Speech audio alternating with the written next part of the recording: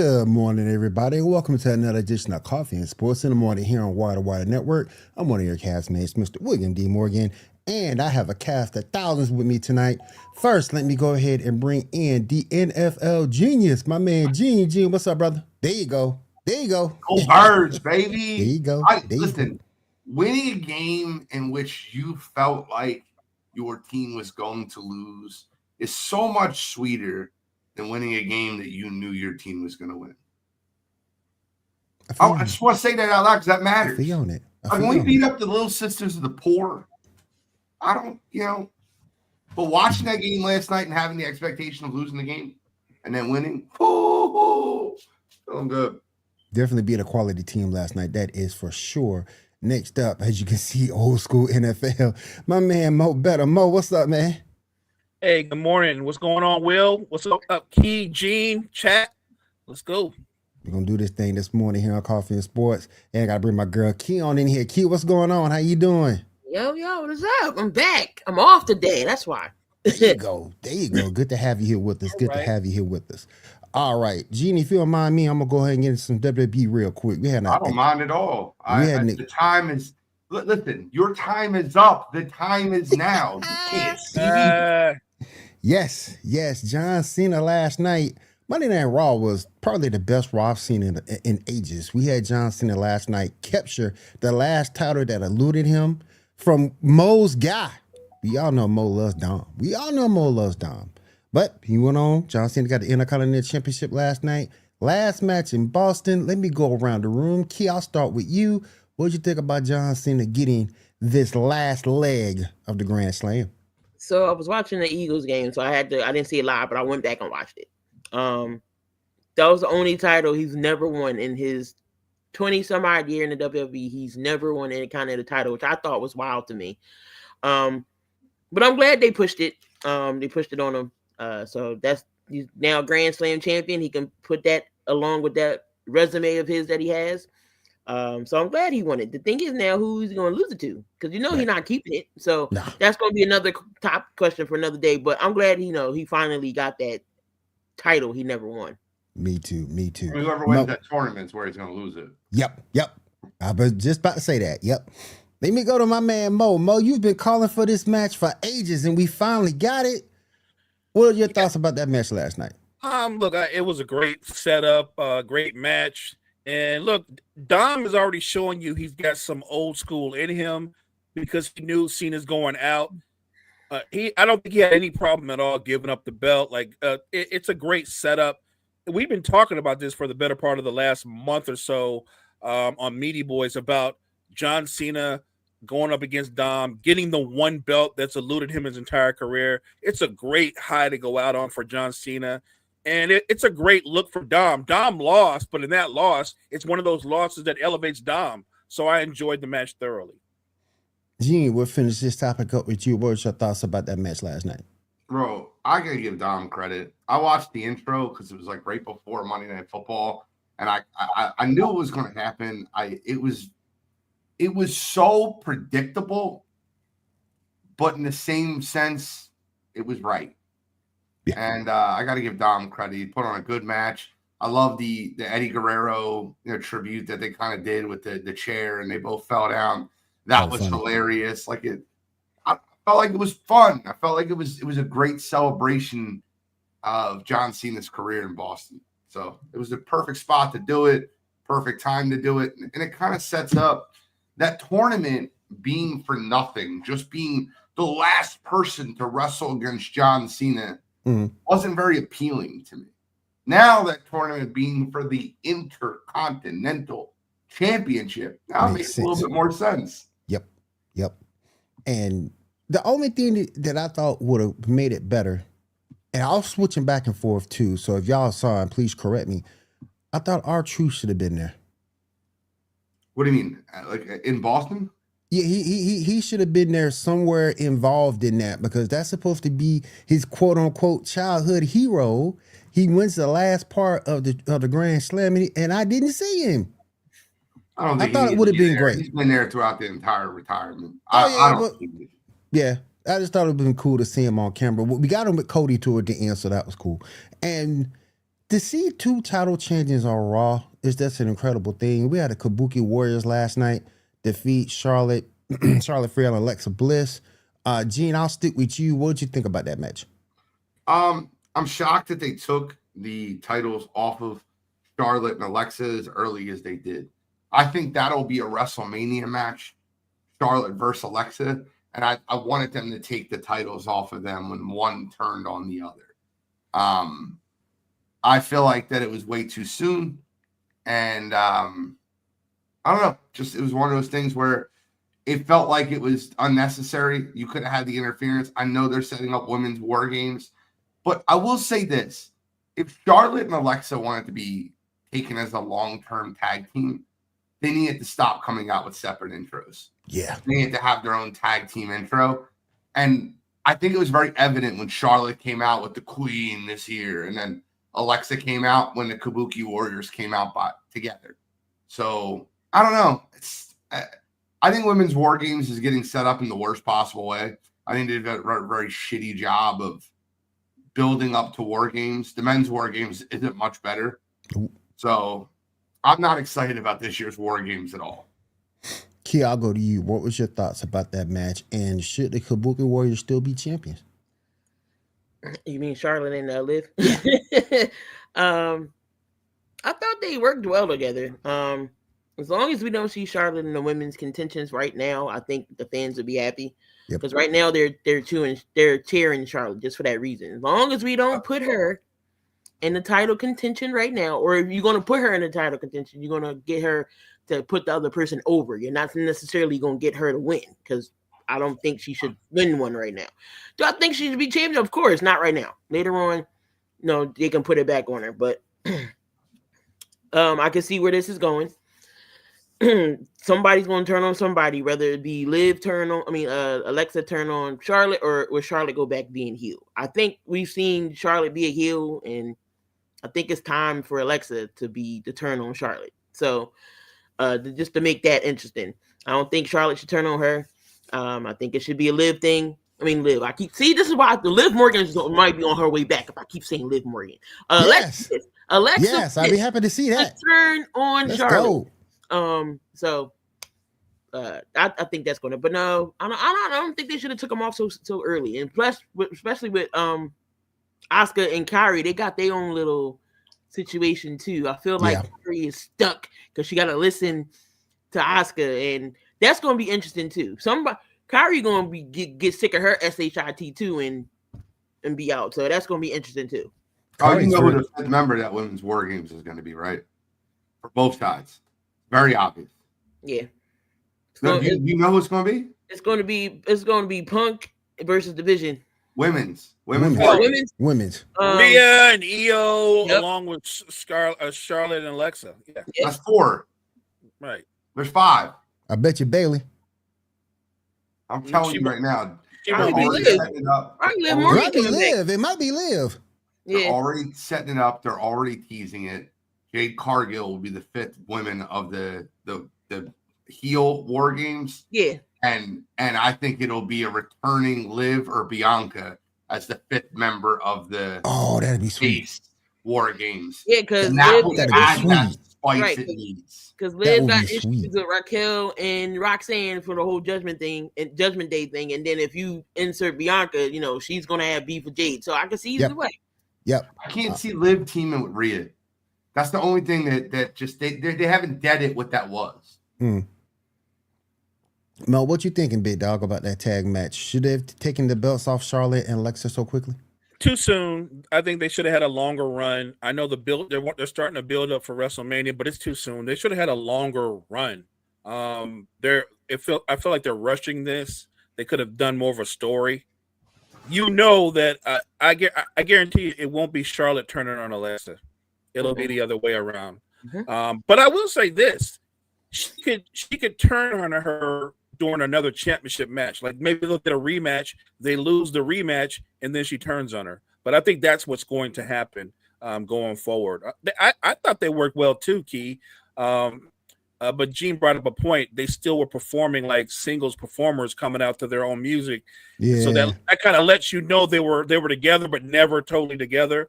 So yeah, I see where the storyline's going, and the fact that he brought up what's going to happen in War Games. I think he's spot on with that. You're going to get Liv or you're going to get Bianca. I'm kind of biased. I hope it's Bianca, but we'll see.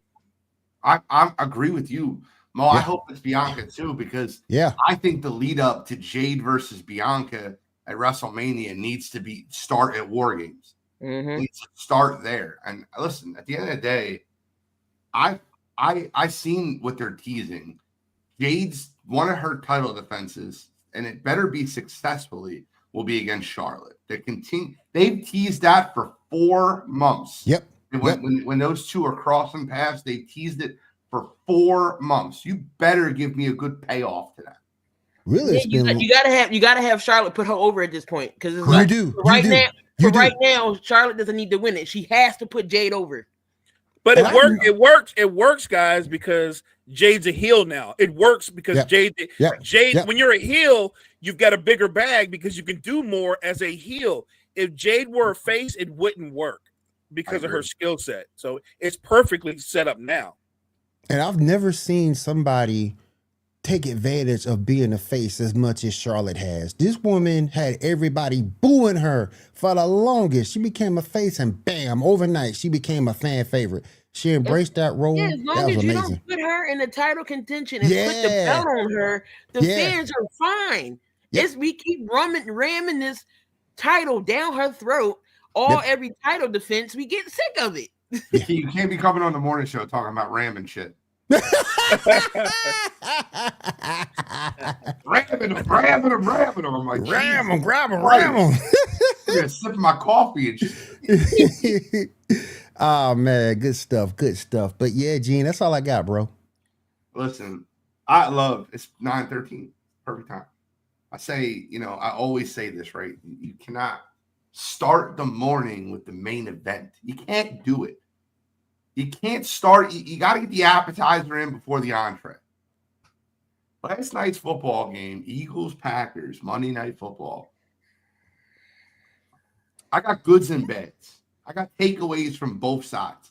But what I'll say is this. I'm so annoyed with listening to people discredit that football game. If you don't like if you don't like good football, just say you don't like good football. I understand that. Like I heard, I was on a TikTok live last night, and a guy goes, "Well, the Packers versus the Cowboys game was a much better game. It's Cowboys game." And I'm like, why? Because it was 37-37?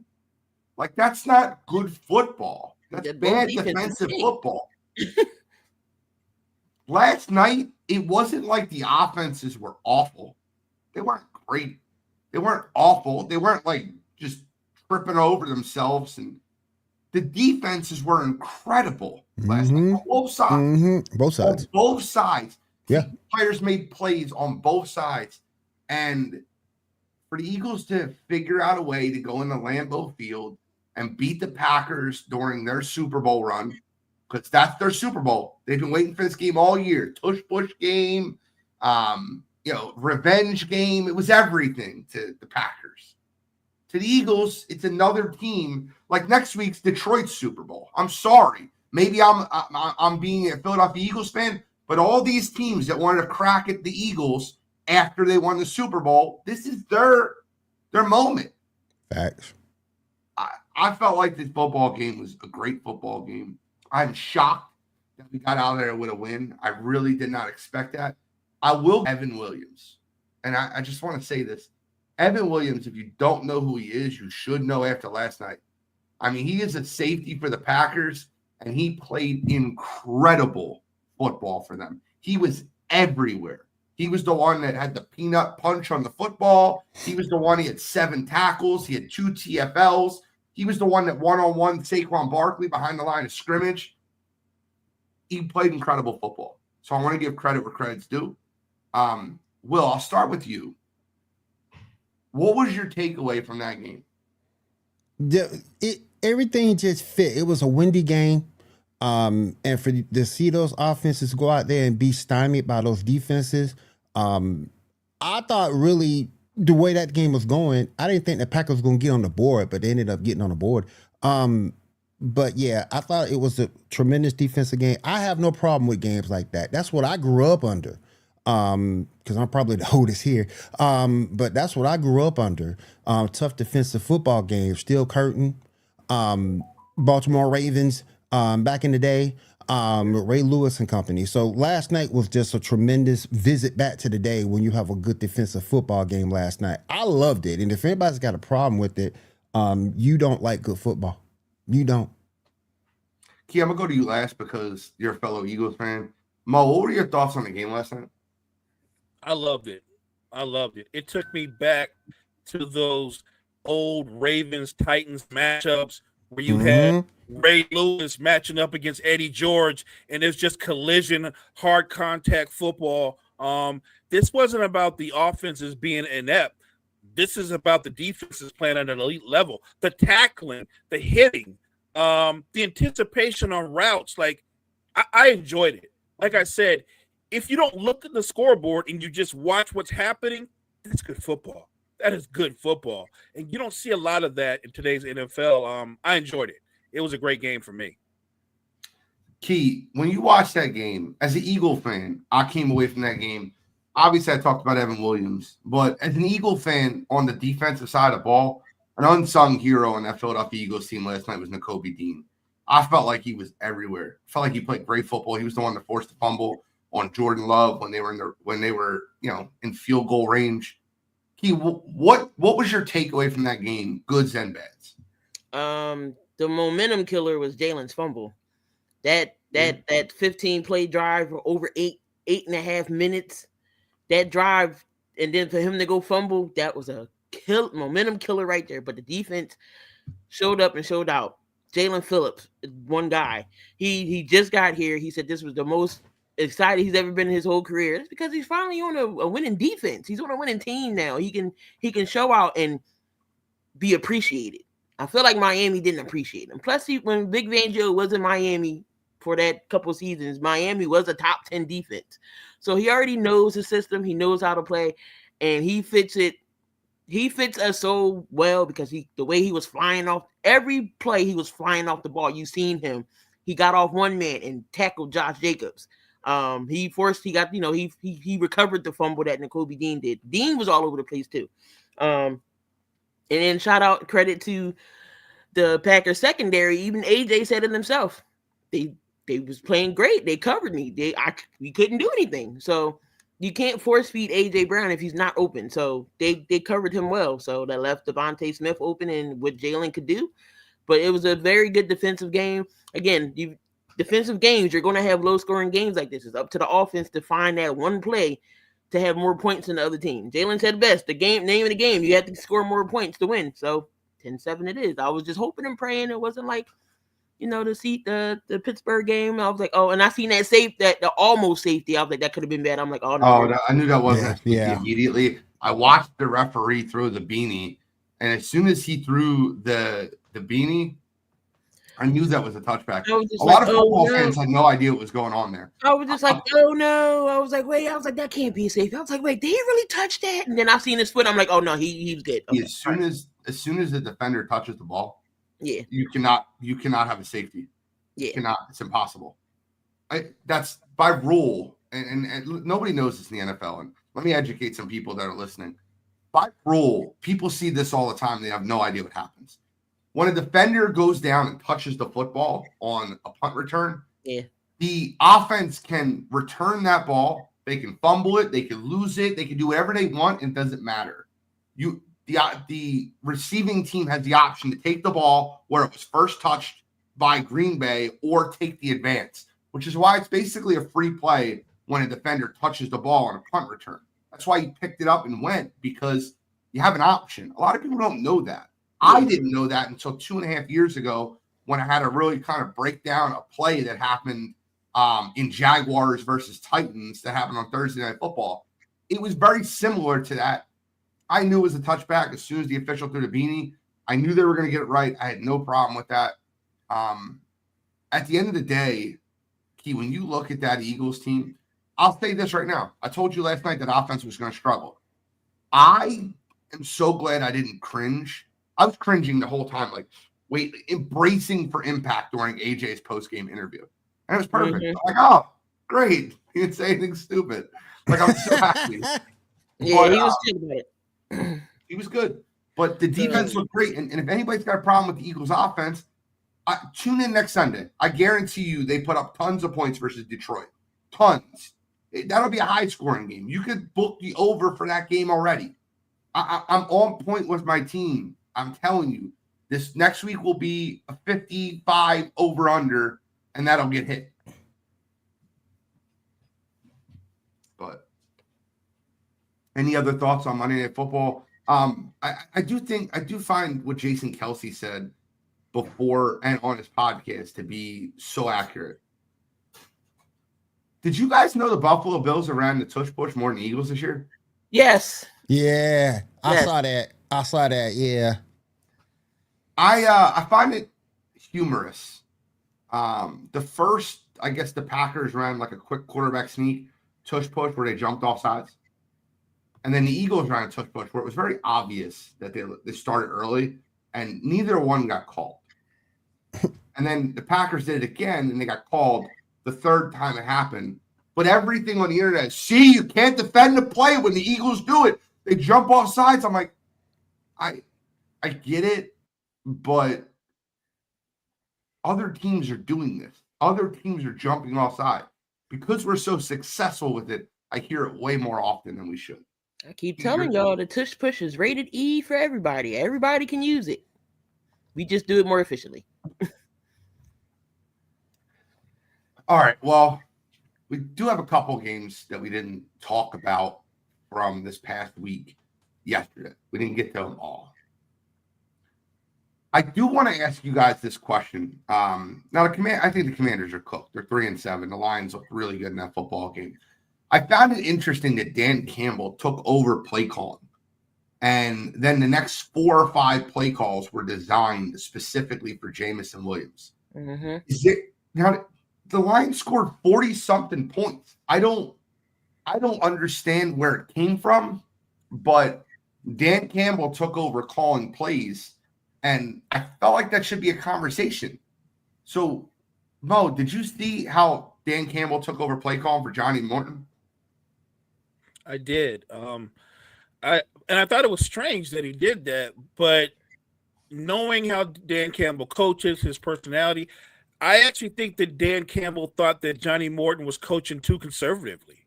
I think Dan Campbell came out and wanted to be more aggressive, take advantage of his most explosive players like Jameson Williams. You watch Detroit play.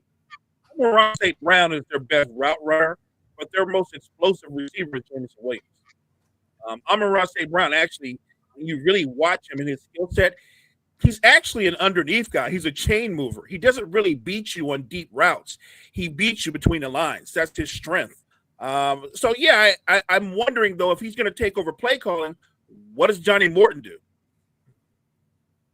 I don't understand. And I guess a lot of head coaches that have offensive backgrounds call plays. And I've wished the Eagles for years had that. And I'm not telling you to fire Nick Sirianni, but like when you look at situations like Kyle Shanahan or Sean McVay, you don't ever worry about them losing.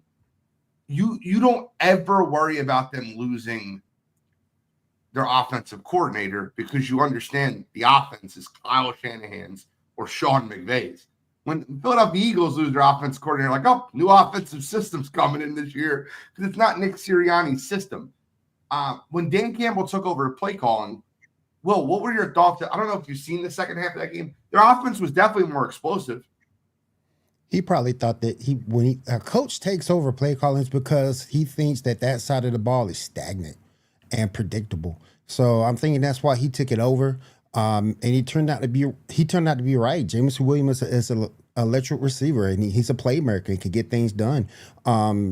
And I thought it was a good move for him to do that because he scored right a little bit after he scored. So he probably just thought the offense was stagnant on that side of the ball, and he took over. And we've seen it all the time. I do want to talk to you guys about the 2026-2025 MVP award. Right now, as currently speaking, there are 6 names that are atop of the MVP ladder. The 6 names are Drake May and Matt Stafford, who are tied for first. Jonathan Taylor, who's jumped all the way up to third. Patrick Mahomes, who's fourth. Josh Allen is fifth, which I don't understand that. And then Sam Darnold is sixth. Who is your MVP 10 weeks into the NFL season, Mo? Right now, today, I would say Drake May. I'm with you. I would say Drake May. And I love Jonathan Taylor, but I would say Drake May. Cottrell said he'd go Stafford as of today. I would too. I love Stafford, but I would too. I think Drake May. Look, Gene points out something about Stafford, and I used to overgo on this, that his failures versus his successes. He's a tremendous quarterback, but it's not like Stafford doesn't. He's not one of those guys that doesn't have multiple 2 and 3 interception games, because he is. He's that guy too. I think Stafford's had a long, great career, but within the framework of this season, Drake May would be my number one, because he's not just a young quarterback playing at an elite level. His team is in a position to win the division that Josh Allen resides in. Yep. And then I wouldn't have a quarterback second. The second guy, to me, it wouldn't be Stafford. It would be Jonathan Taylor. Jonathan Taylor is on pace to have the season that Saquon had last year. Matthew Stafford's been incredible. I'll say this. I think that the stock on Matthew Stafford right now is as high as it'll ever be. If you look at his remaining schedule, he's going to face a lot of very good pass defenses. Key, who's your MVP 10 weeks into the season? You got me. I cannot give it enough credit to Drake May and what that Patriots team is doing right now. Mike Vrabel got those guys disciplined, got them focused, got them ready. Who would have thought we would say the Patriots would be 8-2 right now and Buffalo would be in second place? But I did say before the start of the season, that the Patriots gets into the playoffs. I just say they got to beat more as a wild card, though. I just say they got to beat more games in Pittsburgh to get in, and they're division leaders right now. So got to give the Drake May. But I would not put Jonathan Taylor as a close second, for that too as well. Yeah, I mean, okay, so he said Stafford's having the best season of his career. He's not doing that this year. I mean, I guess if you don't count the 49ers or the Ravens game, not this 49ers, the first one. Right. And that's kind of yeah. get into is with Stafford, he's great, but there are games he has that are just absolute clunkers. And I feel like the whole NFL world just forgets about those games. He's been really good this year. I think he leads the league in touchdown passes. 22-2. Do you think it's because he's such a fan favorite of the media that his failures get swept under the rug? I don't think his failures get swept under the rug. I just think that when he has a bad game, we just glaze over. Whereas when Jordan Love has a bad game, you hear it on national media. When Jalen Hurts has a bad game, you hear it all the time. Lamar Jackson has a bad game, you hear it all the time. Right. I just feel like Matthew Stafford has a bad game. We're like, oh, Rams didn't play well today. It's like, okay, like we're just gonna forget that part. But to be fair, don't they do that with Mahomes too? They do. You're absolutely correct. They do. When Mahomes has a clunker of a game, they don't say he had a clunker of a game. They go, well, Mahomes can't do it all, or something like that. It's always somebody other than Patrick Mahomes is why he had a bad game. And we talked about that. We talked about that after the Chiefs-Bills game. Specifically, Patrick Mahomes was terrible in that football game. Yeah. I get the Drake May love, because Drake May is not throwing to Puka Nacua. He's not throwing to Devontae Adams. So I get the Drake May love. I get that. I understand that. All right. Well, let's move forward. Another game that kind of happened this past week that I guess I don't want to glaze over the game, but it kind of got glazed over already. And the Seattle Seahawks are just on another level. They were up 30, I think it was like 35-0 before the Cardinals blinked. Sam Darnold wasn't even good. He was 10 for 12 for 178, 1 touchdown, 1 pick. But their defense is on another level. And you look at DeMarcus Lawrence, who returned 2 fumble recoveries for touchdowns in that football game. Mm-hmm. I wonder what the odds are for DeMarcus Lawrence scoring not 1 but 2 touchdowns in a football game. Right. Seattle looks like the best team in football. Are they peaking too early, or you think that this team has that staying ability? Like Cottrell said something earlier, and he said, "Am I the only one that doesn't see the Patriots as truly being championship contenders?" I thought I was the only one that didn't see the Seattle Seahawks as that until these last 2 weeks. I 100% see it. Mike McDonald has 100% transformed that defense.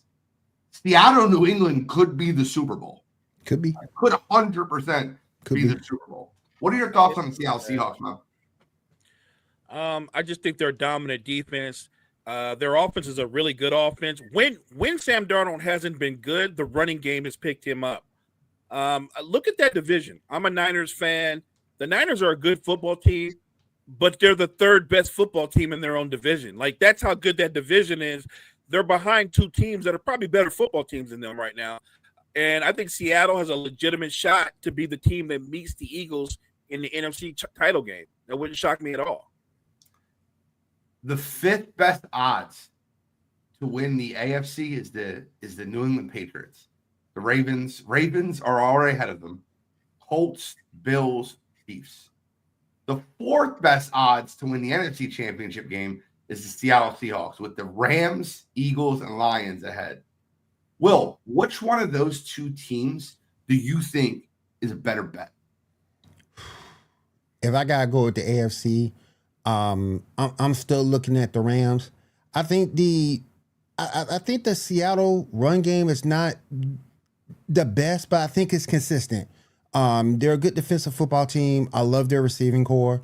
But with the way the Rams are looking right now and the way their defense is playing, I gotta go with the Rams. And over in the AFC, I'm gonna have to give up on my pick. I'm gonna have to give up on the Broncos. I'm gonna have to give them up, and I'm gonna have to go with the Colts. The way they're looking right now with that run game, yeah, I gotta go with the Colts. So Seattle is the better bet of the 2. Yeah. Seattle's better too. Who's the better bet between Seattle or New England? Seattle. Their defense is coming along great. They got JSN, and then they just got Shaheed, who's going to complement him over the top. They got 2 great running backs in Kenneth Walker and Charbonnet to complement each other. You know, when they use Walker, you know, if they don't use Walker, you got Charbonnet to back them up. Yep. They got a young rookie tight end in Arroyo as well. And then Sam Darnold, when he's not seeing ghosts, he's okay. He's good. So you say not seeing ghosts? Yeah, when he's not seeing ghosts, he's good. You don't remember that Jets game? He was like, I'm seeing ghosts. I do. So when he's not seeing ghosts, you know, he can put up numbers. So I'm gonna say Seattle is a safer bet. We didn't talk about this yesterday, and I kind of wanted to get into it today. I watched that clunker of a Sunday night football game, and I am being completely honest when I tell you that might have been the worst football game I've ever watched in my life. Oh yeah, it was trash. I don't know if you're UFC fans, but like there's a UFC fight that happened like 3 years ago. It was Rose Namajunas versus the Cookie Monster, Carlos Barza. And it was a 5-round fight that I think they threw a total of 27 punches. It was the worst UFC fight I've ever seen in my entire life. I am willing to stake the claim and say that Chargers-Steelers game was the worst football game I've ever witnessed in my life. That was the worst game I've ever seen in my life. Did anybody think that that Chargers-Steelers game was good? Aaron Rodgers looked like he was 55. He was terrible in that football game. And I'll give him credit as a guy that calls out everybody else like it's their fault. After the game, he goes, I got to be better. I was terrible. Mo, when you watch that football game, I remember we were talking about a little bit yesterday. You're like, I just turned on the NBA. I couldn't watch it anymore. Yeah. I couldn't take it. It was like they were putting a sleeper hold on me. It was rough. It was rough to watch. And look, I know this about Jim Harbaugh. When he's shorthanded, Jim Harbaugh wants to muck a game up. He wants that kind of football game that favors Jim Harbaugh because they are injury riddled to the T on both sides of the football. Yeah. So I think that's the kind of game the Chargers wanted to play.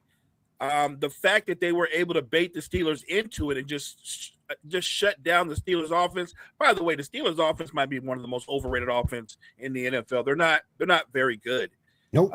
They're not very good. They don't have an identity. They don't have a run game. The passing game comes and goes. But most of the time when their offense is good, it's directly related to their defense giving them the short side of the football field.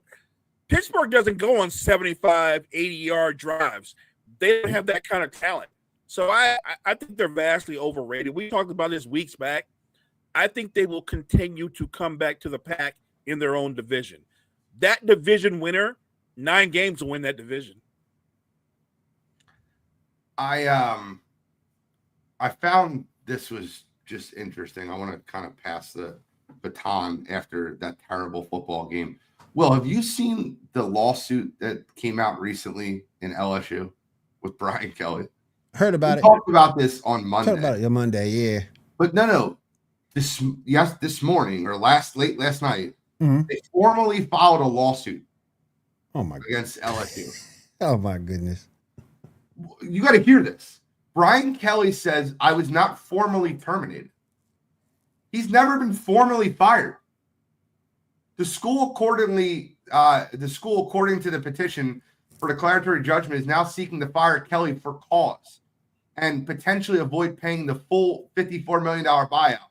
The following claims LSU informed Kelly's representatives of this position Monday. According to a copy of the lawsuit obtained by ESPN, LSU representatives had a call with Coach Kelly's representatives where LSU took the position that Coach Kelly had not been formally terminated and informed Coach Kelly's representatives for the first time that LSU believed grounds for termination for cause existed. There's a 48-page lawsuit. So LSU wants to do anything they can to get out of paying this man $54 million. They said, we didn't formally terminate him. We're going to try to fire him for cause now. They're going to lose. They're going to lose that one. Gonna lose. They're losing that one. They losing that one. Oh Oh my gosh, man. I was so shocked when I seen this. LSU has so much boosters that firing a guy for $50 million feels like it's almost chump change. Bro, But I don't why you know. I know it's not, but it's kind of crazy. bro, why you coming after me? What I do? What did I do? Oh my goodness. I think this story is insane because there's a lot of petty on both sides now, right? Yeah, it this is.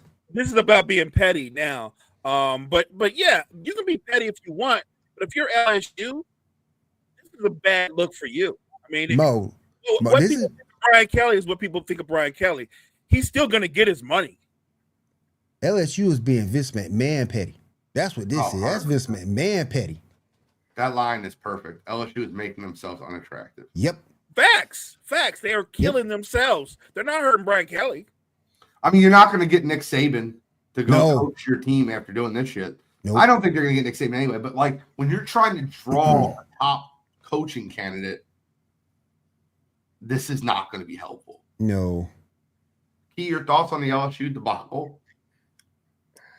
It's just great. It's a mess. It's a mess. At the end of the day, who's it going to be hurting? It's going to be hurting LSU and their integrity and everything. So it's a mess. You can't. I don't even got no words. It's just a mess. Oh my god.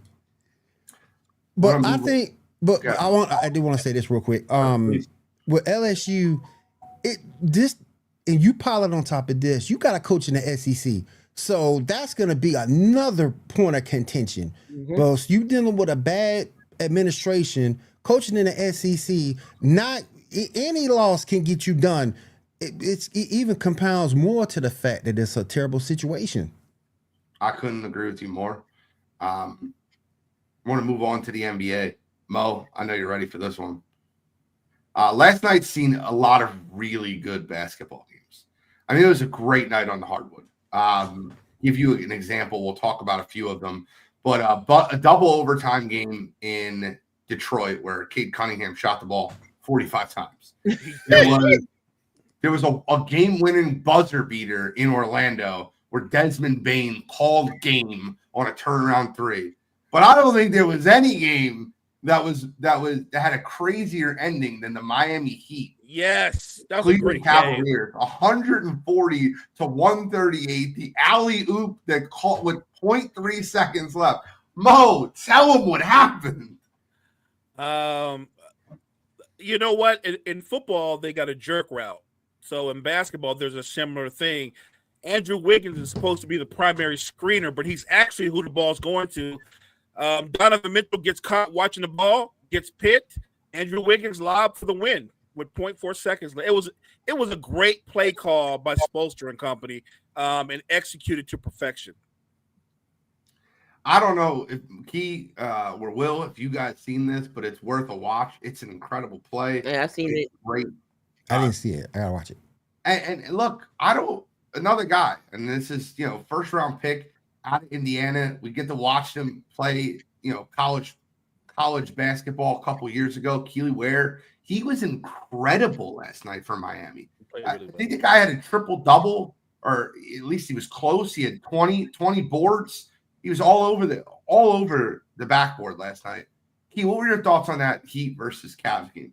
It was insane, crazy how they pulled that off at the end. I know Donovan Mitchell kept hitting his threes, to bring him back in, and Heat was like, nope, we're not going down. So it was like, we're going to dial up one more play better than yours, and we're going to catch y'all sleeping. And sure enough, they did. Donovan Mitchell got caught, and it only takes 0.3 of a second that's it.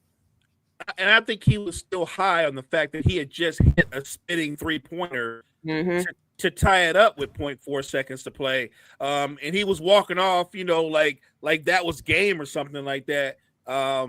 They did a great job.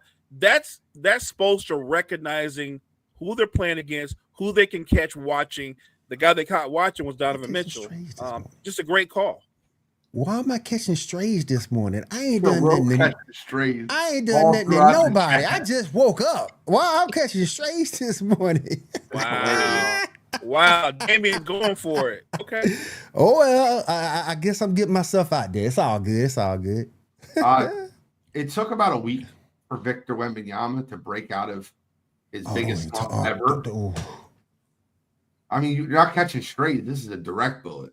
Last night, the San Antonio Spurs and Victor Wembanyama went into Chicago, and Victor had 38, 12, 5 assists, 5 blocks, and called game down the stretch. The Spurs were down by, I think they were down by like 8 going into the fourth quarter. Won the fourth quarter by 13 points, and Victor Wembanyama was incredible in the second half of that basketball game. Will, did you watch that game? Did you catch any of it? Yeah, and this shows you why the Bulls are a bad basketball team. I get where Mo's coming from, though, with Joski. I understand that. But as a team themselves, losing focus like that, you can't have that. You can't have that. And it's a bad matchup anyway. The Bulls have nobody, and there's very few people in this league that can cover Wemby one-on-one. Bulls ain't got nobody that can do that. Nobody. So it was a bad matchup. We had the lead, lost focus, and lost the game. So thank you. Thank you, Damon. Thank you. That's the first time you've ever agreed or something in a long time. I mean, they're 6-4. They're not going to fire Billy. They're not going to fire Billy Donovan. Not right now. They won't. Not right now. They won't. But when they get to the playing game, like my boy Ando says, we get down to the playing. They'll get him. They'll get him. It's just extended. He won't be fired this year. But it's a bad basketball team, and it was a shame that we did get that L, but it's a bad matchup, and I expected it, so it's all good. Let me just say this: I'm not a Billy Donovan fan, but if that team, like some people say, they're going to be in the play-in, I think they're actually going to just out and out make the playoffs. But if they get into the play-in, I don't think that he's going to get fired for that. If you look at the Bulls roster top to bottom, they're not loaded with talent. They're not. That's not a talented team. Like, I know they had the lead on the Spurs, but they should lose that game. The Spurs are vastly more talented than the Chicago is. Yes. So, yes. Again, I actually think Billy Donovan has them overachieving for their talent. And look, say what you want about Josh Giddey. If this is who he's going to be going forward, then you guys have a building block. I'm not saying he could be your best player, but you have a piece to what you could be going forward in the future. Because this Josh Giddey, the one that's scoring 25 points a game, 9 rebounds, 9 assists, this guy, that's an all-star caliber player. Matter of fact, watching your Chicago Bulls play, Will, I just came up with a landing spot for Ja Morant. No, hell no. Oh yeah, Hell no. You want to talk about the Grizzlies ain't got no leadership. Who's gonna be the leader? Who's gonna be the leader on that team? Who? I didn't say bring him there to be your leader. No. No. And the reason why I say no is because Josh gonna have to have the ball in his hand to be effective. That takes away from Giddey. Wait a minute. Are we talking about not giving Ja Morant the ball because we got to give it to Josh Giddey? Right. Is that what we're doing right now? I'm just saying. He was giving Giddey a compliment. He was giving Giddey a compliment to the Bulls, and all of a sudden he's better than Ja Morant. Are we serious right now? I'm just saying. You take away from Josh Giddey, and you have to have. Yeah, and you have to. And Ja has to have the ball to be effective. Josh Giddey will have double-digit assists. Right. I think Will. I think facilitate more. Josh Giddey will on a really good team is your second or third option. If John Morant goes there, he kind of puts Josh Giddey in his right role as the secondary guy behind him. It doesn't take away from Josh Giddey getting his assists, getting his rebounds. I still think Josh Giddey will give you around 19, 20 points a game, but with Ja on there, it gives you a guy that can drop 30 on a given night. They have nobody like that on that roster right now. But it gives me kind of a headache to see what the Bulls will have to give up to get him. Not much. Memphis is trying to give away for nothing. Facts. If you can keep your best player, which is Josh Giddey, you're fine. There's nobody on that Bulls roster that's untouchable. So you mean to tell me we can get rid of Patrick Williams? Yeah. So I'll do that. Last night, I feel like it's scary how good Victor Wembanyama is. So they're down 114, 111. Yep. 7'9", 8'4" Wemby goes down the court and he said 8'4". It's a 27-foot three. They block a shot. Wemby gets the rebound. They walk down. He gets another three to take the lead, and then he affects the next shot by the Bulls. I can't. He's an alien, and it was very obvious how good of a basketball player he is.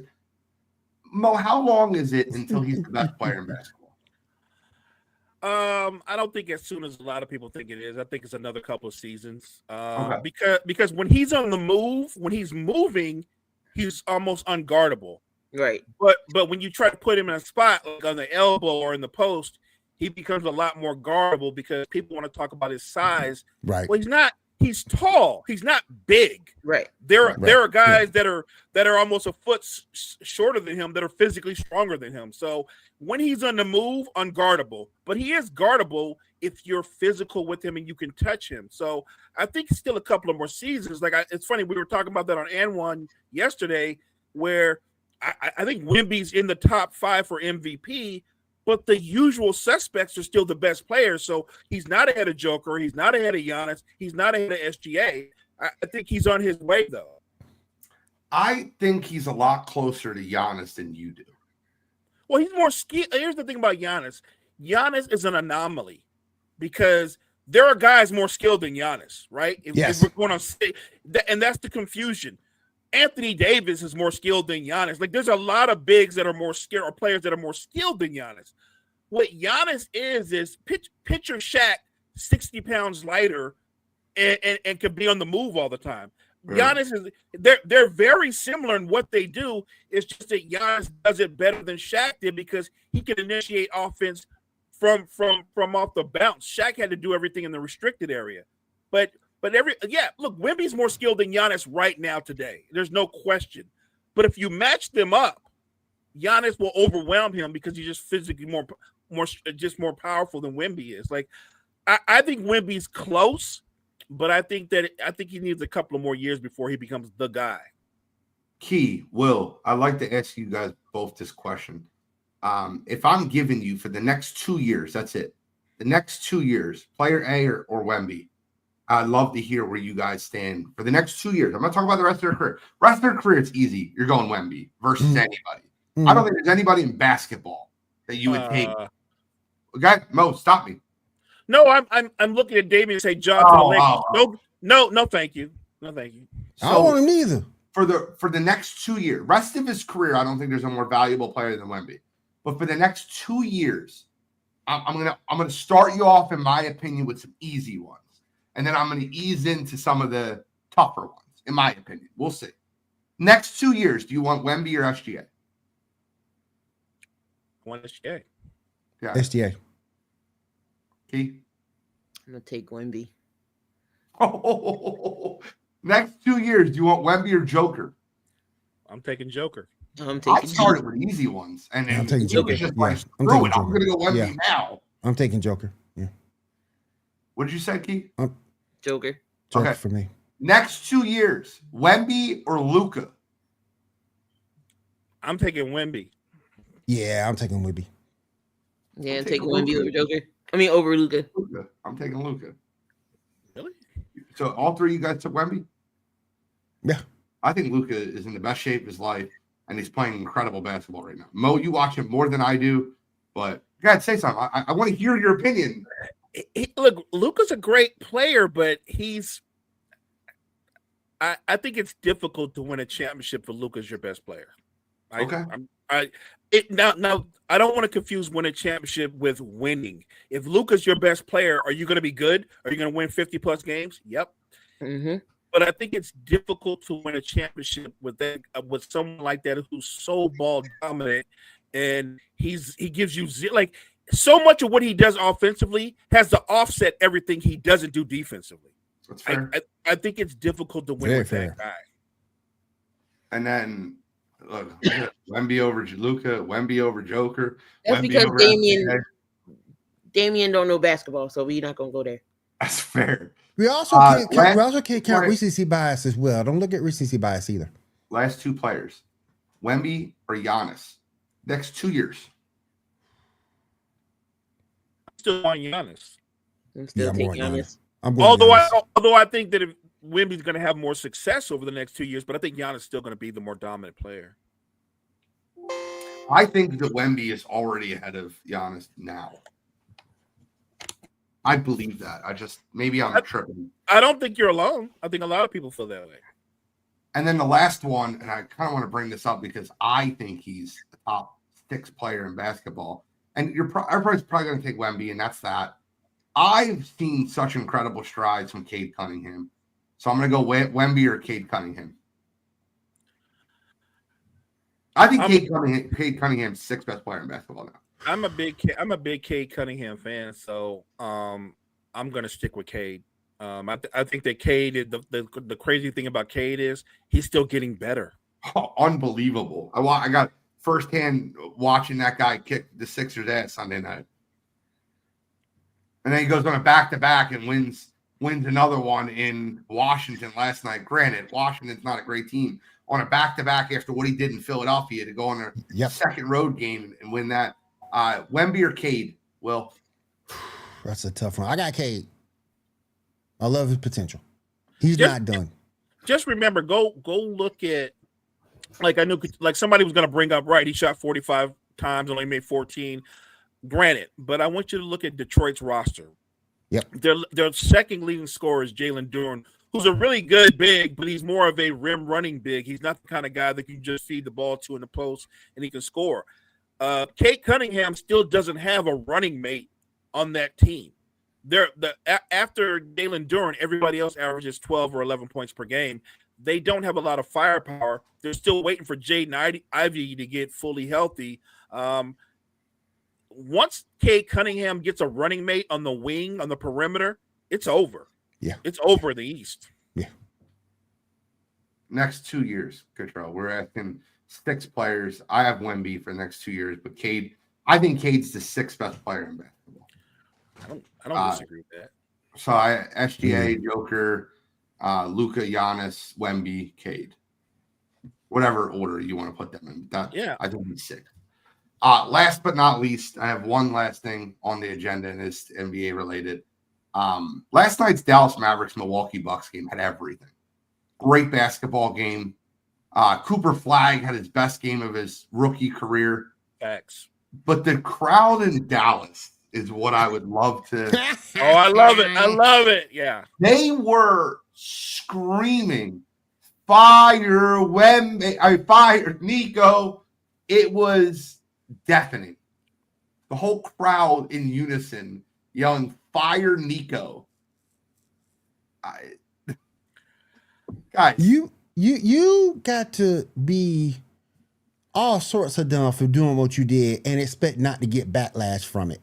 You can't. But particularly with AD being hurt now and not playing, you cannot expect not to have that type of backlash coming at you. That fan base was correct. They have every right to be upset. Every right. And then you put Cooper Flagg in even a worse spot. I'm glad he performed the way he did. He's playing point guard.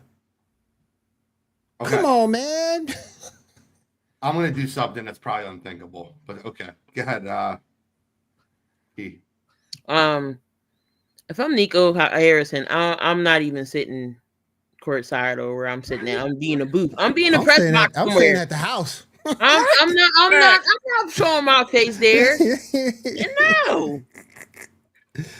And then AD been eating pancakes. Like he done put on some weight, looking like Jigglypuff. No, she didn't go there. I don't want to talk about looking like Jigglypuff. Brandon Graham were big as shit last night. Yeah. You're like me. I'll be I'll see if Mo agrees with me, but I'll be the odd man out here.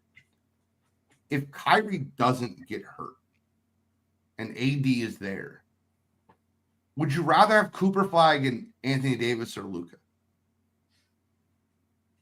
Because you're not getting Cooper Flagg if they don't trade Luka. Right. So would you rather have Cooper Flagg and AD or Luka? I don't think what Luka did was that bad. No, I get what you're saying. I guess the problem was I don't think the deal was a good deal.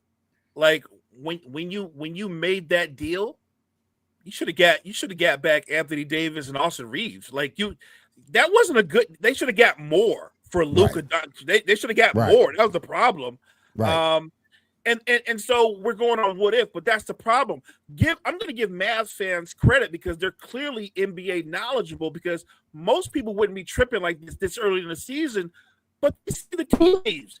Anthony Davis is 32, but he looks more like he's 37. Yeah. Everybody's like, well, when Kyrie get back, but you got to remember, he's coming off a horrific injury, and he's 33. What do you think Kyrie's going to look like going forward after this surgery? Because his whole game is predicated on his quickness. That the reality is their present doesn't look very bright. They're booing because they're looking and going, so basically we got Cooper Flagg and a bunch of old dudes that are on the other side of their prime. That's not good. That's terrible. And with Klay Thompson struggling the way he's been struggling, that compounds it even more. Yeah, right now in that relationship, Meg is a better shooter than Klay. Because they would have made the playoffs, Cottrell. If Luka stays on the team, they were in the playoff picture. Yep. That's why. And you did tell me that Brandon Graham looked big when he got signed, and I didn't realize it until I seen him on the field last night, and he looked like me. Just like it is. I love BG. And it don't help also that you got that walking trash can of D'Angelo Russell. It don't help. Walking trash can. That's my time. He's already made some crazy moves. You know what? The best thing he can do right now is set Cooper Flagg up for success. Trade Anthony Davis. Yes, I agree. You're not wrong. That's all our time today. Fun show, quick show. Always good talking sports with y'all. What's the next time we'll see you? Monday night on Sports Report? Next time you'll see Monday, I will be right here, Coffee Sports in the morning, and later on that night for Sports Report. Perfect. Key, Passion, Precision, Friday night, right? Yes, sir. Love it. By the way, I love that trio. I don't get a chance to listen to those live. Friday nights are a different night for me, But I love the trio of you three. You, Kyle, and Jory. It's fun. It's fun to listen to. Just want to give y'all a shout out when I can give you. I'm gonna start commenting so you can see that I'm listening in the morning. But I don't like commenting when you can't see it, like during the show. Like I'm getting mad. I'm yelling in the chat. I'm like it's not live. I'm like, what am I talking to? I'm talking to myself. It's like a wall there. I gotta get Jory on Sports Report. I got to. Mo, same bad time, same bad channel tomorrow morning.